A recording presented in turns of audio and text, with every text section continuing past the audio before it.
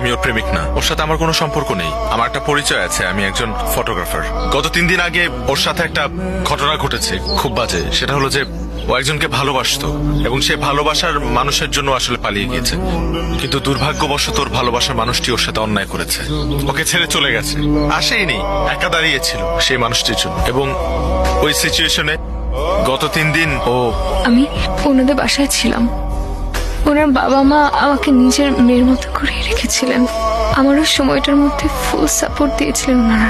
শুধু একটা রিকোয়েস্ট আপনাদের 4 জনের কাছে, ওকে না ওই আগের কথাটা মনে করিয়ে দিবেন না, ওকে কিছু বলবেন না, কারণ ও আবার আপসেট হয়ে যাবে। থ্যাঙ্কস ব্রাদার, তুমি আমার ফ্যামিলির জন্য যে কাজটা করেছো সেটার জন্য আমার ফ্যামিলি সারা জীবন তোমার কাছে কৃতজ্ঞ থাকবে।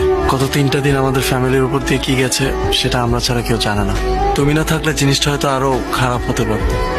এটা তোমার বাসা মনে করবা, তুমি আজকে থেকে আমার পরিবারেরই একটা অংশ। যখন মন চাইবে চলে আসবা।